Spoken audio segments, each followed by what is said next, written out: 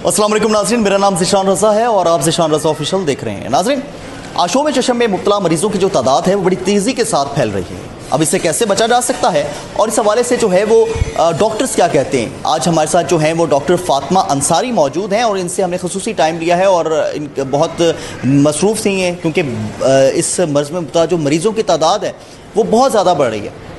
अगर हम बात करें तो एक सिर्फ शहर में मौजूदा जो हालात हैं वो कुछ यूँ हैं कि कराची के बाद जो है वो पंजाब में भी ये मर्ज़ तेज़ी से फैल रही है और 200-300 पेशेंट जो हैं वो रोज़ाना इस मर्ज़ में मुब्तला हो रहे हैं। ख़ास तौर पे बच्चे जो हैं वो ज़्यादा इस मर्ज़ में मुब्तला हो रहे हैं। हमारे साथ डॉक्टर साहबा मौजूद हैं, उनसे बात करते हैं। डॉक्टर साहबा, बहुत शुक्रगुज़ार हैं कि आपने वक्त निकाला। मुझे ये बताइएगा कि कैसे बचा जा सकता है इस मर्ज़ में मुब्तला जो मरीज़ हैं, उसका इलाज कैसे मुमकिन है और क्या एहतियाती तदाबीर जो हैं वो अख्तियार की जाएँ अगर कोई शख्स इस मर्ज़ में मुब्तला हो जाता है? जी, बिस्मिल्लाहिर्रहमानिर्रहीम।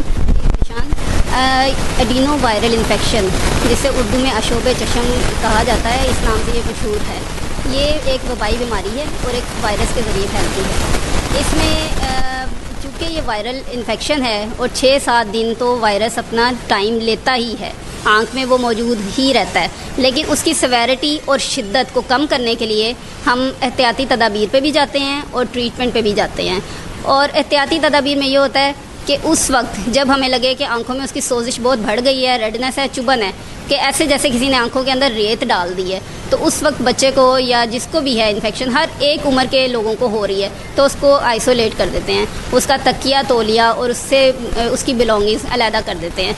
उससे ये होता है कि जो आँख के अंदर से पानी निकल रहा है वो तकिए पे लगेगा तो उस पर कोई और बच्चा आके सोएगा या कोई बड़ा सोएगा, उसको भी लग जाएगी, ठीक है। या जो उसकी आंखों में कतरे डाल रहा है वो बाद में हाथ ही नहीं धोएगा तो उन कतरों के ऊपर लगे हुए जरासीम वो उसको लग जाएंगे।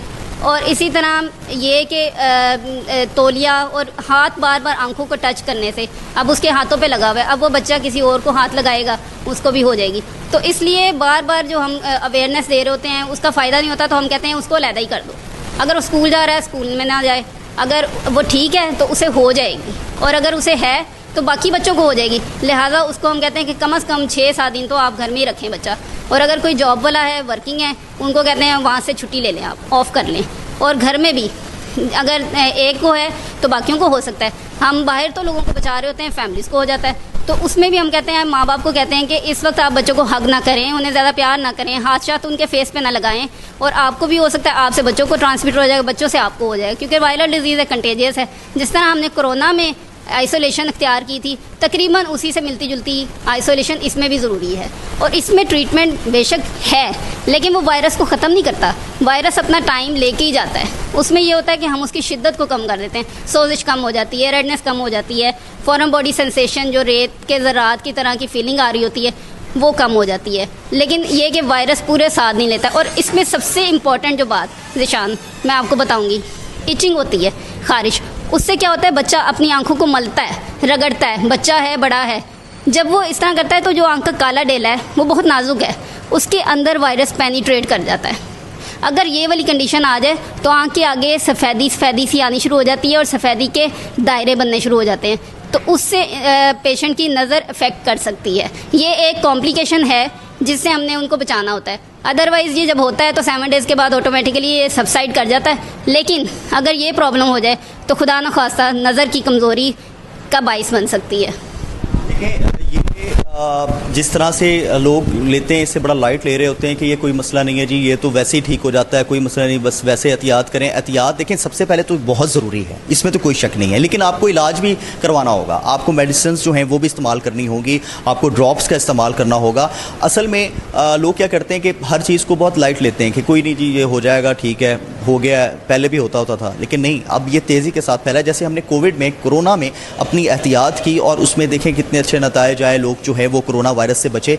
इस तरह आपको यहाँ इस मर्ज़ में भी अब जो है वो एहतियात बरतनी होगी और बच्चे ज़्यादा जो हैं इसमें मुब्तला हो रहे हैं। हमारे साथ डॉक्टर साहब मौजूद हैं, उनसे बात करते हैं। डॉक्टर साहब, क्या मेडिसिन इस्तेमाल करनी चाहिए, डाइट कौन सी खानी चाहिए, और इसमें मज़ीद जो है वो इससे बचने के लिए क्या लोग कहते हैं कि ग्लासेस वगैरह इस्तेमाल करें तो उससे बचा जा सकता है, इसमें कोई ग्लासेस का भी इस्तेमाल किया जाना चाहिए? अच्छा, इसमें ये कि जो ग्लासेस का हम फोकस करते हैं तो रोशनी बहुत चुभती है, क्योंकि आँख के अंदर इन्फेक्शन हो रही होती है, तो रोशनी और दिन का टाइम उसके लिए बड़ा पेनफुल होता है।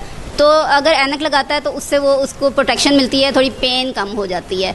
दूसरा ये कि अंदर ही अंदर जो पानी गिर रहा होता है तो वो एटलीस्ट जो है ना देखने वाले को एकदम देख के वो बार बार आंखों को टच नहीं करता अपनी, तो इससे थोड़ी बचत हो जाती है कि जो रोशनी चुभने वाली काम है ना वो डार्क ग्लासेस से सही हो जाता है। बाकी इसमें ट्रीटमेंट ज़रूर देना होता है, एंटीबायोटिक देते हैं ताकि ज़ख़म ना बने।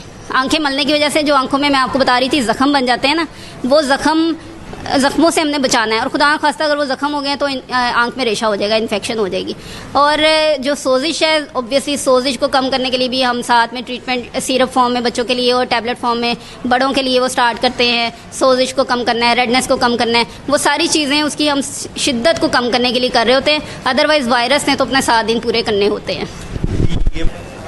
तो नाज़रीन, हमारी बात हुई डॉक्टर साहबा से। डॉक्टर साहबा ने जो है वो आपको बताया कि किस तरह से आप इस मर्ज़ से बच सकते हैं और अपने बच्चों को भी बचा सकते हैं, और वो कौन सी एहतियाती तदाबीर हैं जिन्हें इख्तियार करके आशोब चशम की मर्ज़ से बचा जा सकता है। तो नाज़रीन, वीडियो से मुतल्लिक जो है अपनी राय का इज़हार करना मत भूलिएगा। चैनल को सब्सक्राइब करें, फेसबुक पे हमें फॉलो करें। बहुत शुक्रिया। अल्लाह हाफ़िज़।